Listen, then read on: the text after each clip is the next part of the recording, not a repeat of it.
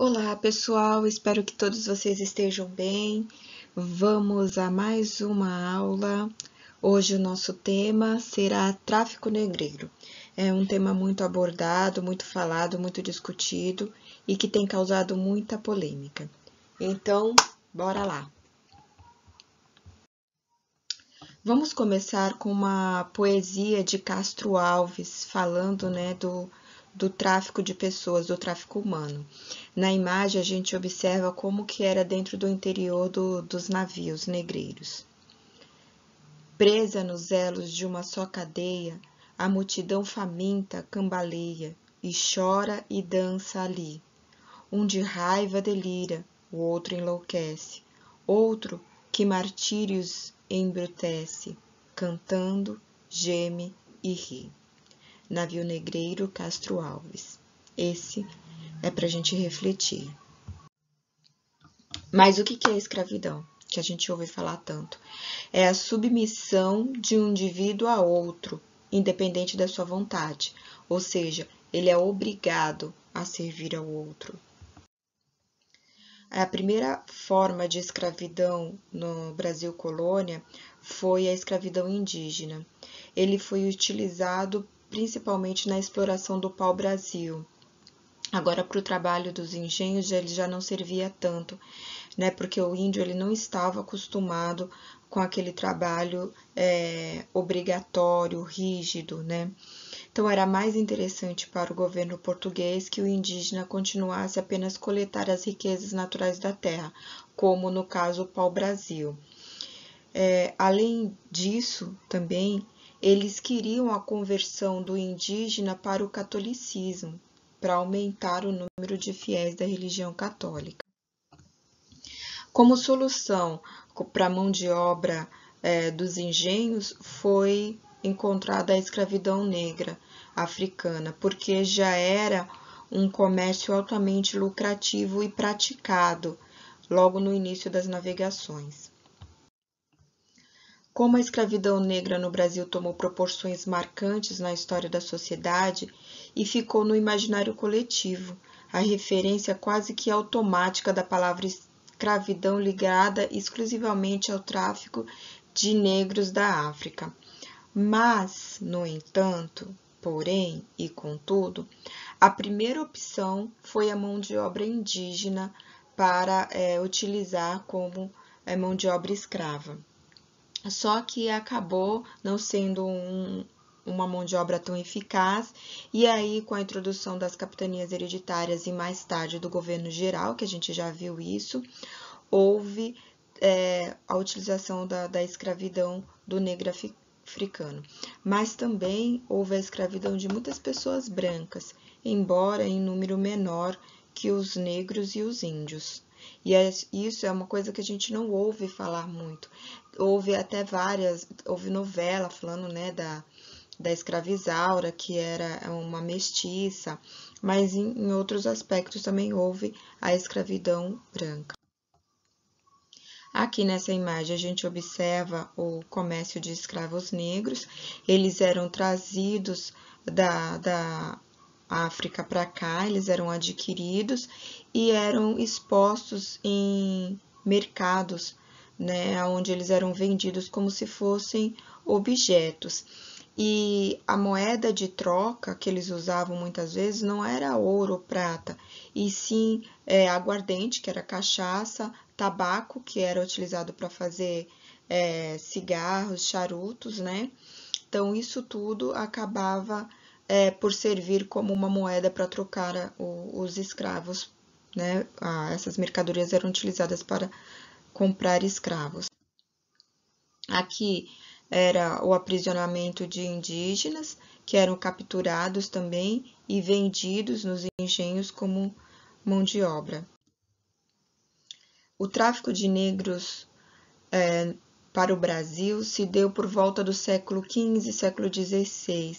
Então, uma carta foi enviada ao rei de Portugal e Duarte Coelho, que era um governo geral, já citava da importância, da necessidade de trazer negros para trabalhar nos engenhos, que era uma mão de obra mais eficiente.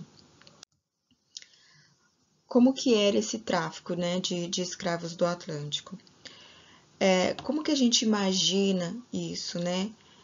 Parecia o quê? Uma aventura, né? Muitas pessoas falam, os negros que queriam, que praticavam essa escravidão. E não era bem assim. Na África, muitos povos viviam em sociedades tribais, e assim como também viviam os indígenas aqui no Brasil. E era muito comum uma tribo entrar em guerra com o outro. E esses prisioneiros acabavam se tornando escravos. E quando dá-se o processo de navegação, né, o processo de conquista e colonização de terras antes não conhecidas pelos europeus, começa a dar início a esse tráfico de escravos, que era altamente lucrativo.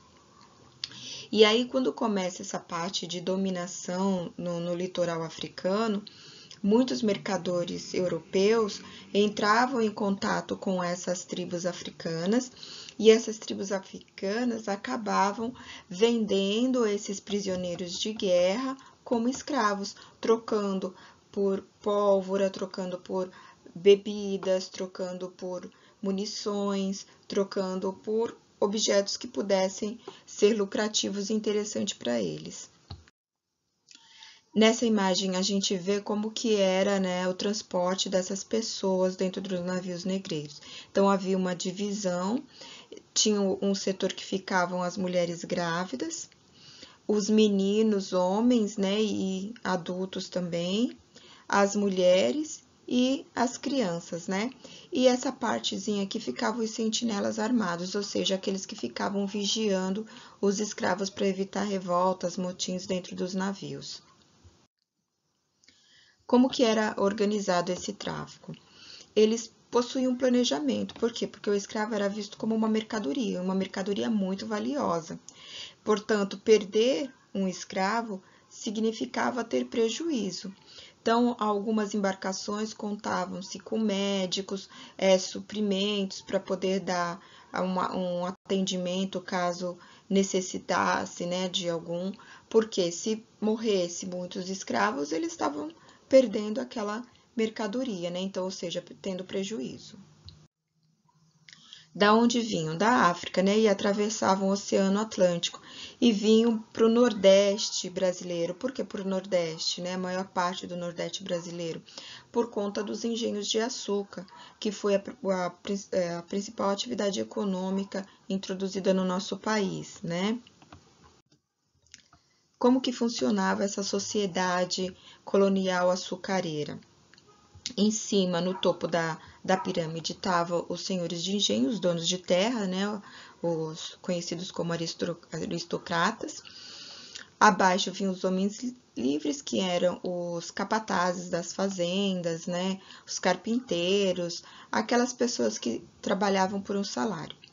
E a maioria da população era formada por escravos, que eram considerados as mãos e os pés do senhor de engenho. A expectativa de vida do escravo era de aproximadamente 10 anos. Por quê? Imagine você trabalhar na lavoura de sol a sol, de chuva, sendo castigado, sendo punido. Então, ele não durava muito tempo, mesmo porque se ele ficasse doente, se acontecesse alguma coisa com ele, não havia um cuidado mais específico, né, para que aumentasse essa expectativa de vida. Como que era a vida dos escravos nesses engenhos coloniais? Ele era um objeto, né? Ele era tratado como uma coisa. Então, eles começavam a trabalhar quando o sol nascia e só paravam quando ia escurecer. O principal alimento era a mandioca, eram vigiados o tempo todo por capatazes, por feitores, e quando fugiam eram perseguidos pelos capitães do mato, que eram pagos para isso. Então, aqui nessa imagem, a gente observa, e pasme, pessoal, muitas vezes esses capitães do mato eram negros alforriados. Então, eles negavam a própria raça deles, né? O que é muito triste. E quando fugiu, o que acontecia? Eram castigados, duramente castigados, para poder também até servir de exemplo para os outros. Então, os principais castigos eram o tronco, onde os escravos ficavam presos, imobilizados por horas, às vezes dias, e isso causava, além de dor física, eles também ficavam atrofiados, porque ficavam muito tempo numa posição só. O bacalhau, que era uma espécie de chicote feito com couro, e às vezes na ponta desse couro tinha lâminas que rasgava a pele deles, e muitas vezes, para judiar ainda mais, os feitores passavam água com sal nesses ferimentos, o que fazia doer muito mais. O viramundo, que era um instrumento que prendia as mãos e as pernas deles, né? Então eles ficavam assim numa situação numa posição assim bem difícil e dolorida. A gargalheira, que era um colar de ferro que tinha várias hastes, porque caso ele fugisse, essas hastes iriam enroscar, né, na vegetação, na mata, e também tinha um sino, que aí, né, eles correndo, o sino ia tocar, ia ficar mais fácil para localizar eles. Esses aqui eram os instrumentos de tortura, né, como a gente pode observar, aqui as costas de um negro com as cicatrizes da punição, aqui onde eles ficavam amarrados por horas, dias, né? Então são imagens bem chocantes que nos levam a refletir e concluir o porquê que hoje existe um movimento contra o preconceito, contra a discriminação, contra o racismo, porquê que existem as cotas nas universidades, nas escolas. Conflitos culturais. Então, como a gente falou logo no começo, que esses escravos, eles viviam em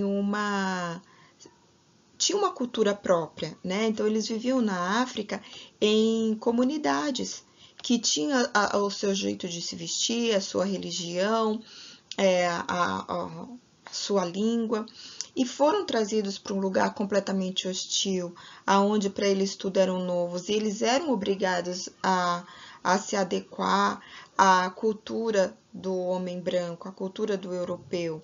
Não era permitido para eles manterem ainda suas tradições. Então, eles comiam aquilo que o Senhor dava. As roupas, vestiam também roupas feitas de algodão cru. Então, sabe aqueles sacos que a gente usa para limpar a casa? Então, basicamente, era disso que era feita a roupa deles. E assim, coisas que era só para não deixarem nus mesmos. Foram obrigados a aprender a nossa língua, né? Porque uma das características de qualquer dominação é destruir a cultura, porque aí fica mais fácil de você dominar. Quando eles chegavam aqui também, eles eram separados. Então, se eles viessem de uma mesma região, vinha pai, mãe, às vezes filho, eles separavam eles, né? Que era para correr menos risco de fugas. Foram obrigados a adotar a nossa religião, tanto que para eles praticarem a religião deles, o que eles faziam? Eles disfarçavam, né? Eles pegavam seus deuses, que eles acreditavam, porque lá na África eles viviam em sociedades tribais, e essas sociedades tribais eles eram politeístas, que nós já vimos isso também, que acreditavam em vários deuses, e deuses ligados à natureza. E aí, o que eles fizeram? Pegavam as imagens da religião católica, que era a religião dominante aqui na colônia, e faziam de conta que os deuses deles, né, eram aqueles santos da Igreja Católica. Então, Yansan passou a ser Santa Bárbara e outros deuses africanos, eles faziam de conta que eram os santos da religião católica. A gente dá o nome disso hoje de sincretismo religioso. É lógico, né, que as pessoas, o ser humano, ele não nasceu para ser escravo. Nenhum ser humano gosta de ser aprisionado, de viver, né, sufocado. Então, ele vai tentar resistir àquele sistema de dominação. Ele vai tentar reagir. Então, houve essa resistência, que é uma oposição, uma reação, uma recusa, né, à submissão e à vontade de outra pessoa, o desejo de querer ser livre. E de que maneira que esses escravos tentavam fugir dessa dominação, de que maneira eles tentavam resistir? Tinha aquele ubanzo, que é a depressão, que era a saudade, né? Então muitos morriam de melancolia, morriam de nostalgia, se matavam mesmo outros. Alguns fugiam, tentavam se refugiar nos quilombos, que eram comunidades que eles fundavam no meio da mata, e era uma forma de resistir a essa escravidão, e nesses quilombos eles tinham uma organização social parecida com a que eles tinham na África. Então tinha o líder, tinha aquelas pessoas que eram subordinadas a esses líderes, tinha os guerreiros, eles viviam da terra também, né? Eles começavam a plantar para poder ter o seu sustento. E provocavam revoltas também, motins, rebeliões dentro do próprio engenho, contra os senhores e contra os capatazes. Sabotavam, provocando incêndio nos canaviais, incêndios nas casas grandes, né? E tentavam preservar a sua cultura. Então, como a professora falou, eles começavam a praticar a religião deles disfarçadas da religião católica. E algumas comidas também, né? Eles mantiveram. E alguns rituais das festividades também. Um deles é a capoeira, que é uma dança, mas também é uma luta. Então, os senhores de engenho vinham lá, eles festejando no final da noite, no final da colheita, e acabavam deixando, né, que era uma maneira de minimizar as revoltas e as sabotagens. Então, a capoeira, além de ser uma dança, era uma luta, para eles poderem se defender em caso de fuga, em caso de castigos.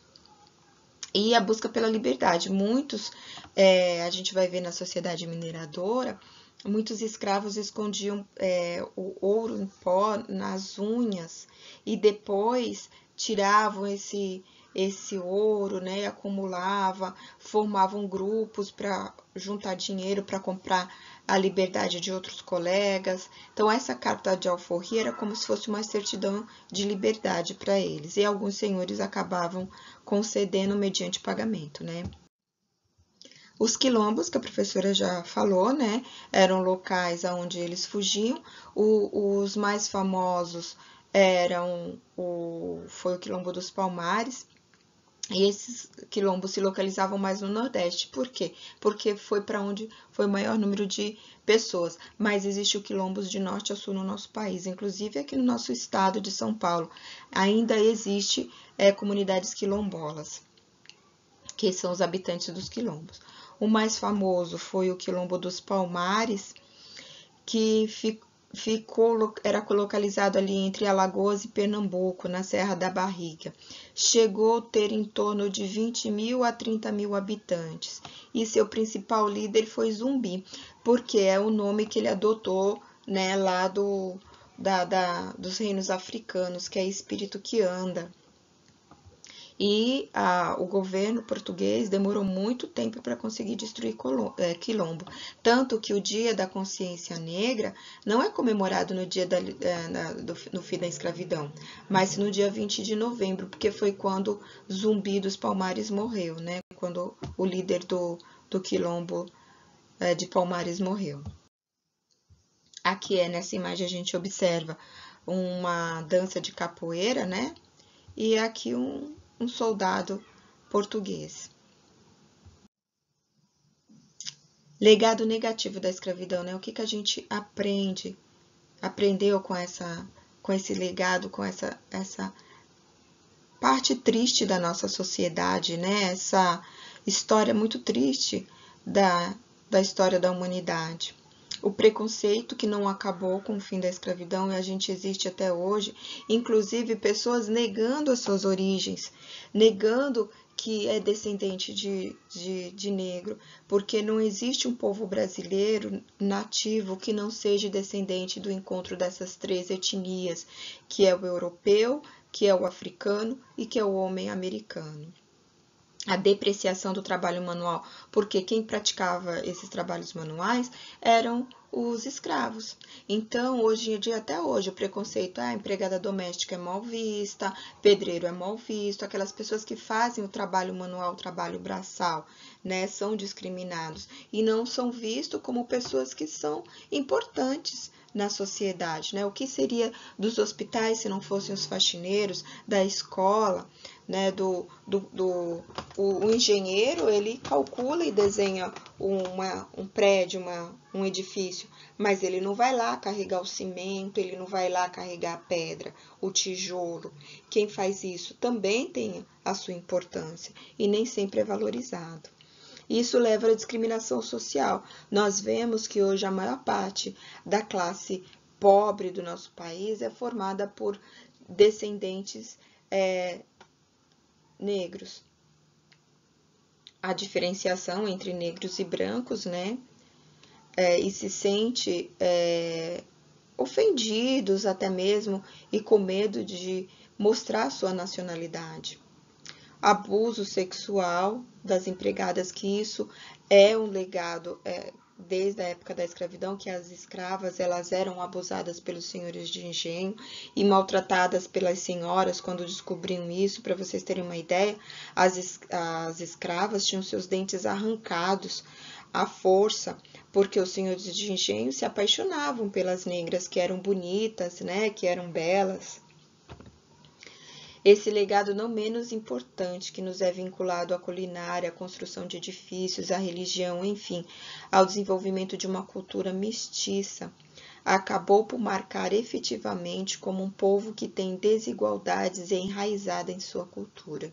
Uma frase de Alexandre Ferreira, que a professora deixa para vocês, né? Então, nós temos esse legado e eu espero que vocês entendam, que vocês tenham compreendido a importância de existir as cotas hoje, como se fosse uma maneira de reparar toda essa história triste dentro da construção da sociedade brasileira e da sociedade do mundo. Quando esses escravos eles se tornaram livres, né, quando foi proclamada o fim da escravidão no nosso país, foi por uma questão apenas econômica. Esse escravo se viu livre, mas não se viu livre, liberto do preconceito, da discriminação. Eles não foram indenizados pelo tempo que trabalharam como escravos, pela a sua vida que foi ceifada. Então, que a gente possa desconstruir essa ideia de que não existiu escravidão, de que não foi um legado triste da nossa sociedade.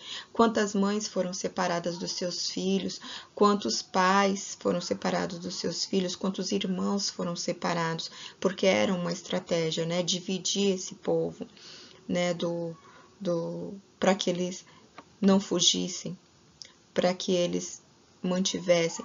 E aí a gente muitas vezes passa-se uma imagem de que a escravidão foi aceita, de que o escravo africano ele aceitava a escravidão e que o escravo indígena não.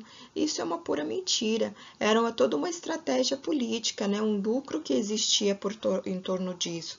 O indígena não é que ele aceitava a escravidão, ele não aceitava, não. E nem o africano também aceitava. Houve oposição. Quem é que quer ser escravo hoje em dia? E hoje em dia, em pleno século XXI, com toda a modernidade que existe tráfico humano, sim, existe tráfico de pessoas, existe pessoas trabalhando na condição de escravo, que a gente fala, né, que é a escravidão contemporânea, a escravidão moderna. Então, muitas pessoas são mantidas como escravas em outros países, então ela chega no país com aquela promessa de emprego, com aquela promessa de que vai melhorar de vida. Quando chega no país, o seu passaporte é confiscado, elas são confinadas em lugares para trabalhar, mulheres como prostitutas, homens em trabalhos forçados, e são vigiadas o tempo todo, se alimentam mal, são maltratadas. Nós vemos muito isso aqui no Brasil, nas oficinas de costura, no trabalho da construção civil também. Então, quando a gente pensa em escravidão, a gente pensa que aconteceu lá no passado, mas infelizmente ainda faz-se presente na nossa história. Uma história triste, que temos que lutar para acabar com isso. E só através da conscientização, do conhecimento, é que a gente pode mudar isso. Beleza, pessoal? Espero que vocês tenham entendido. Eu aguardo vocês na realização das atividades e até a próxima. Beijinhos de luz para vocês. Já ia me esquecendo, muito importante, porque é muito importante a gente falar da nossa fonte de pesquisa. Então, a professora montou essa aula para vocês, consultando o site da Nova Escola, que são órgãos oficiais do governo, para saber mais, e Brasil Escola, e o canal da educação, que a professora acabou pegando as imagens e slides para poder montar essa aula. Então, até mais e aguardo vocês na realização das atividades. Tchauzinho!